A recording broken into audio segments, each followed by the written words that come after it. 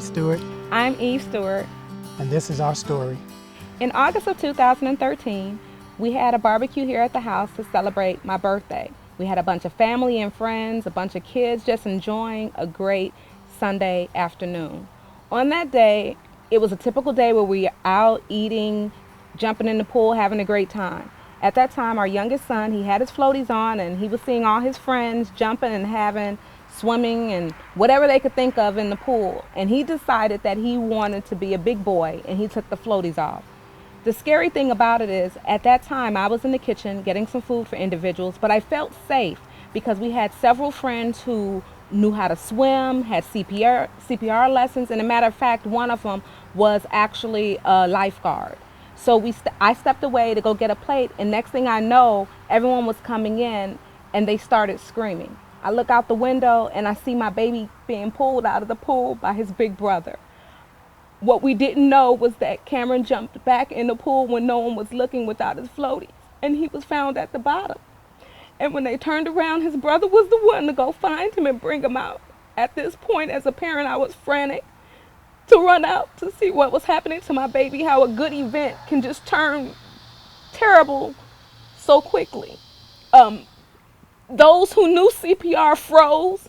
Those who knew how to swim froze. Luckily, one of our good friends, who happens to be a nurse and has worked in countless situations, went in and performed CPR. At this point, my baby was blue. The life was leaving him, but she kept on going and she was persistent, and he was able to come through. But at that moment, it really tore me up to know that although we talked about giving him lessons and trying to give him lessons, it was kind of something on the back burner, that in the glimpse of an eye, that even though I felt that he was safe, he wasn't safe. And I received a text from Yves, and she just tried to call me and I didn't hear it, and I was at the store, and it said, Kameron just drowned. And I said, he drowned? So I'm rushing back here and calling my mom on the phone, and my mom, she said, Larry, they're working on him now. And not even 5-10 minutes later, she said, okay, Larry, the paramedics are here. He walked to the ambulance, he's gonna be okay. So I said, well, what hospital are they gonna take him to? So she told me what hospital, and I went to the hospital, and he was up, and he really was ready to go home, but they kept him in the hospital overnight. And it really taught me a valuable lesson about swimming. And maybe 5 months later, we took him to another swim school, and it didn't work out right because I told them that he had just had a near drowning experience, and they were pushing him so fast that he was screaming and crying, and he just didn't want to go back. And one of my friends told us about Texas Swim Academy. So I took him there and I met Kathleen, and he was very hesitant that first week.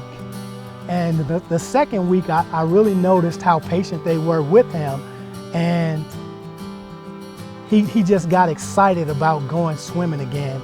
And the things that I see him do now, after only being there 4 or 5 months, I just never thought that I would see him do things like jump in the water and picking up dive rings from the bottom of the pool and just having fun in the pool, because that's why we built the pool, because we wanted our kids to have fun in the water.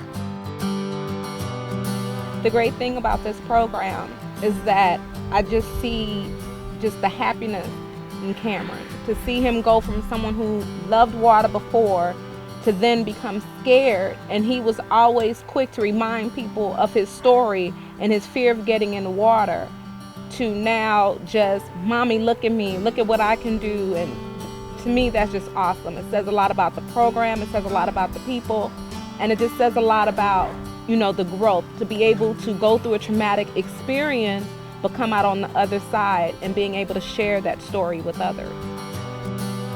What I would like to tell every parent is, whether you're here in Texas or any other state, anywhere there's a pool, you know that your child may want to get in it.